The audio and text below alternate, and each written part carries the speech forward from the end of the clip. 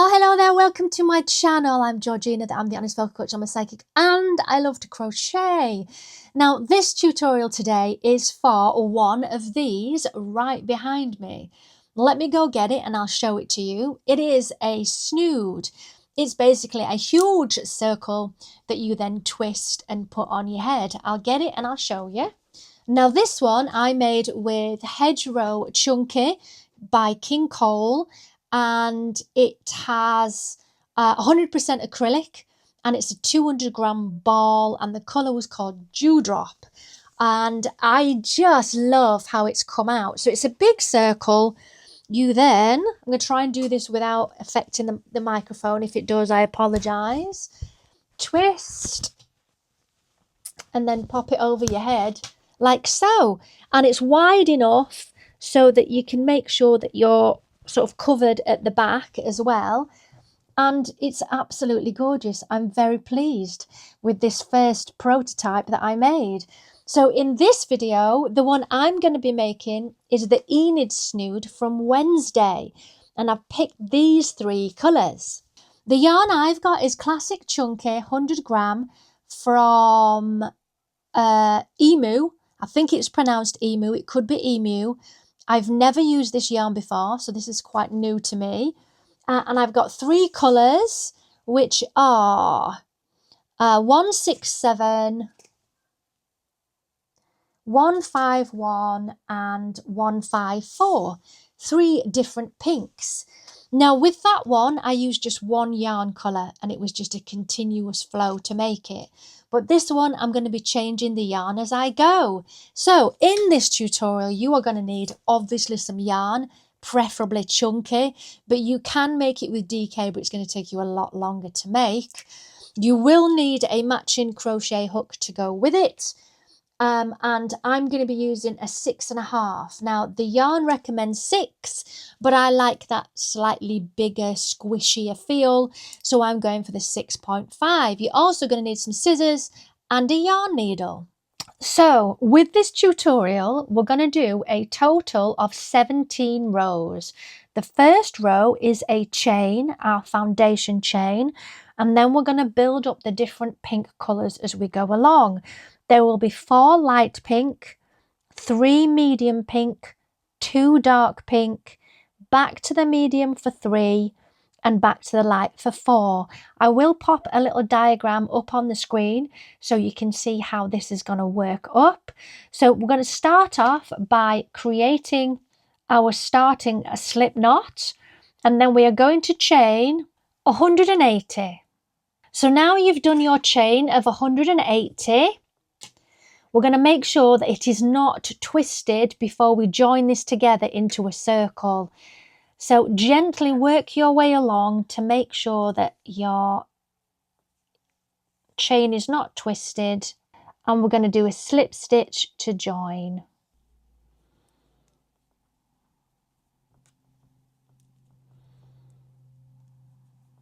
And now we're going to do 4 rows of double crochet. And we're going to slip stitch to join at the end of every row and then turn and go the other way. So let's start by chaining 2, which counts as our first double crochet.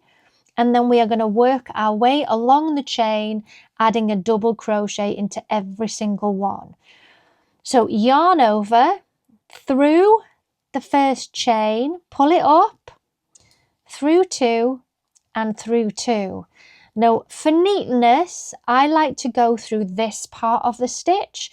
You can just go through the top if you wish to, but I kind of like the look of through the bottom. So yarn over, through there, yarn over through 2, yarn over through 2.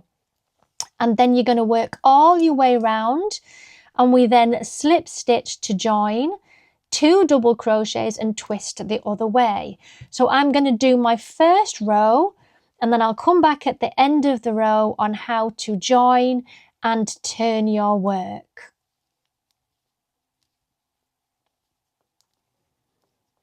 With all of my tutorials as well, you can pause and reverse.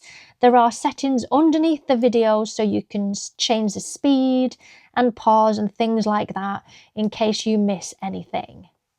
So I have got right round and I'm just about to join. So I've gone into the very last chain before the beginning.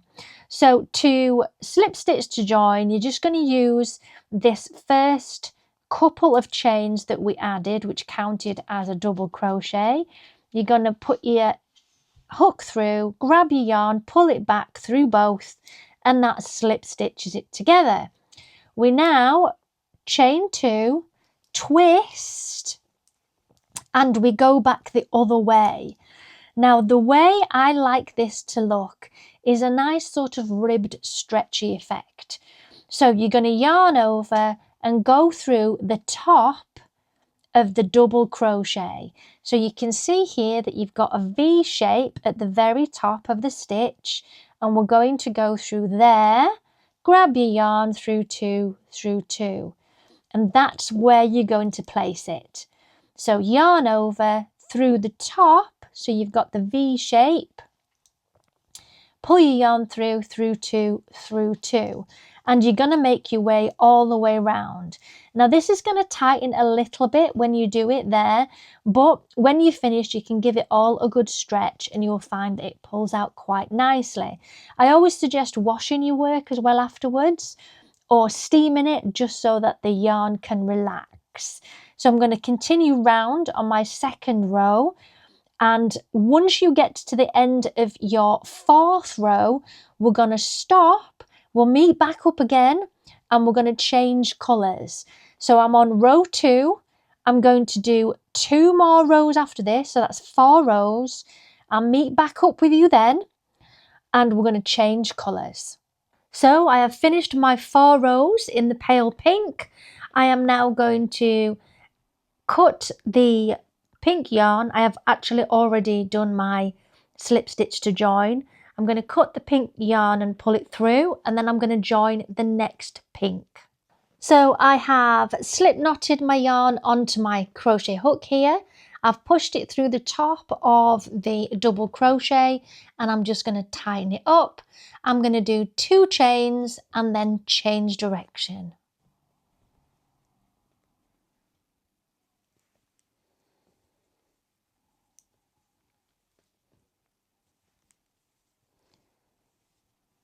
With this medium pink, we are going to do 3 rows. Don't forget to change direction at the end of every row. And when we come to do the dark pink, I will pause and show you the changeover.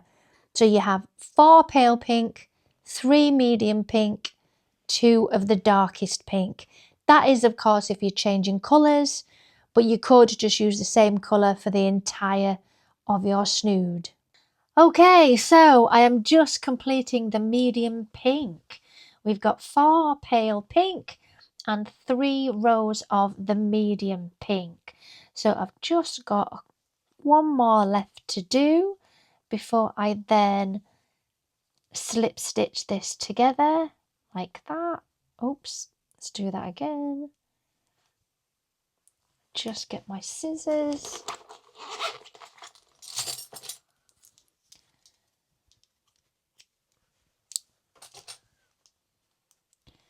I then pull through like that. Okay, so we want to head the other way.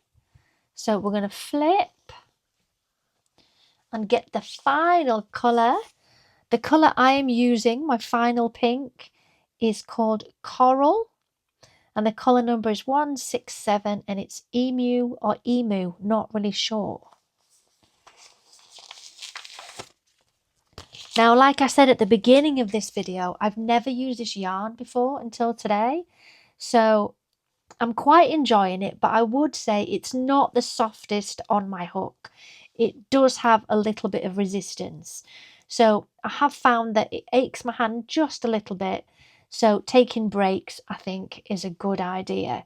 So I'm going to slip knot. We're going to join in the top of where we just finished. There we are. Just pull that so it's nice and neat. I'll sew my ends in at the end. Just flip that over.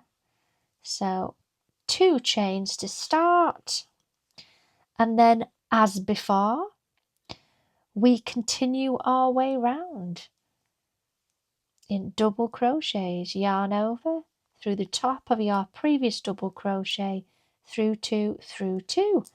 There we are. And we're going to do 2 of the deep pink. So 2 rows of the deep pink. After that, we're then going to do 3 of the mid and then 4 of the pale pink. So keep going. Keep going, and I will meet back up with you soon. So I have completed the darkest pink, and now I'm going to do the medium pink again for 3 rows. So I have tied off my yarn, I have slip knotted and 2 chains, and now I'm going to go back the other way. It's working up really nicely. I'm very pleased with the way it looks.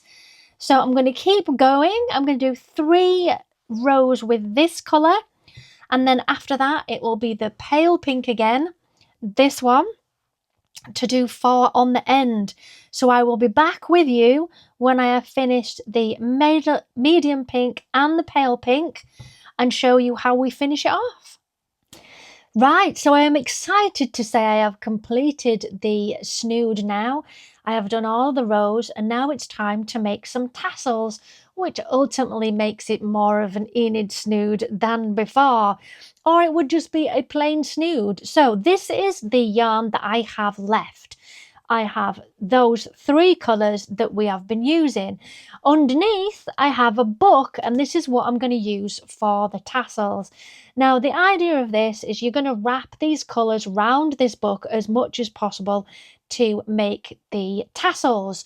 Now, in the tassel, it's all 3 colours, so I'm going to start off with the dark and then wrap them around. I'm using my Sewing Machine Basics book because I'm still learning the very basics of my sewing machine. So you wrap as thickly as you want your tassels to be. And again, find a book that is going to be the most suitable size for you. Now, I want the darkest red to be on the centre. So I'm doing the darkest red, the darkest pink on the centre. So I'm doing that first. Dropping it on the floor.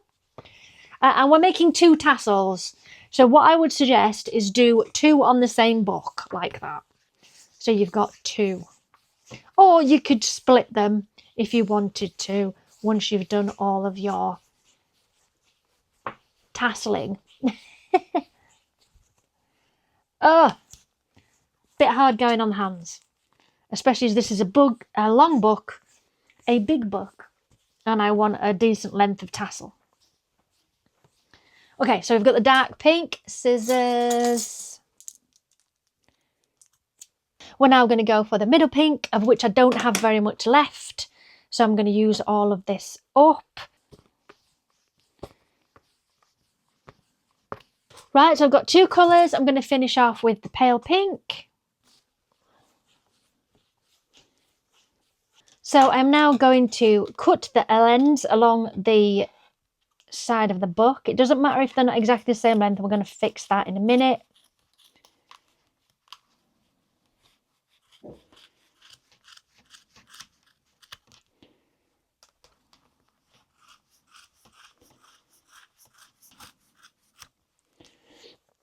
And I'm going to put a piece of yarn in the other end to just tighten that together.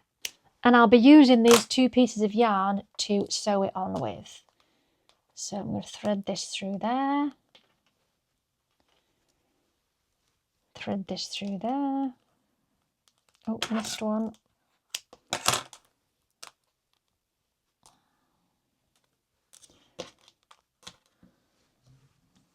So here are my 2 tassels. I'm now going to get an extra piece and tie it around there nice and tight before I trim the ends.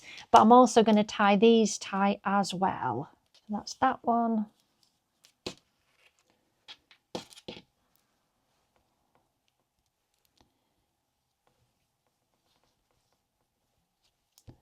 That one. So I'm going to tie one around there and one around there. So this is what I've got. And a bit of a shake. If you lose any pieces, it's all right. So here's what one is looking like so far. I'm just going to do the other one and then tidy them both up.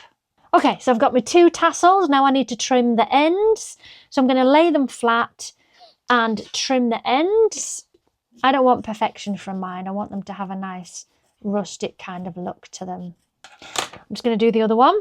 Now you could use the end of a desk to do this, so you can see exactly how long you want them and how you want it to look. So here is the snood, and now I have to decide where I want the tassels to be. So I'm going to sort of do one here and one on the other side as well. So I'm just going to decide where the centre is. So I'm going to fold it over, work out where the centre is. There it is. Like that. And I'm going to add mine to opposite sides so that it has a nice look when you put it on. It's not too uniformed. So I'm going to go this side and this side, but a little bit in. So I'm going to go there and there. So I'm going right where the light pink joins to the middle pink. I'm just going to sew this in. And this long end, I'm actually going to thread it back through the tassel itself and hide that cotton within the tassel. So I'm just going to trim the ends of it. That's the first one that I've added on. I'm just going to do the other side now. And I don't know for sure exactly where they're meant to be, because on the snood that Enid wears, you can't really tell. So I just wanted it to be slightly less uniformed, and it would look more fun when you're wearing it. So I'm just going to sew this one on. And again, thread the ends back through the tassel. Right, so that's tassel number 2. So I've got both tassels done. I'm now going to put it on the model and see what it looks like. So there we are, the completed snood inspired by Enid from Wednesday. So I've got my lovely big tassels here and here, and it can be worn however you want. Nicely over the head because it's wide enough to go across the top of the head. And you just twist it like this. And there is my finished Enid Snood. I've got an extra dangly, hang on. I kind of like how sort of wavy these are, but you could use a straightener to straighten them out a little bit. But I like how they're sort of fun and bouncy. So here we are, the completed Wednesday Snood. And before I go, just to say thank you for watching this tutorial. If you enjoyed it, please get involved in the comments and let me know what you want to see next, and give me a thumbs up and subscribe. See you in the next one.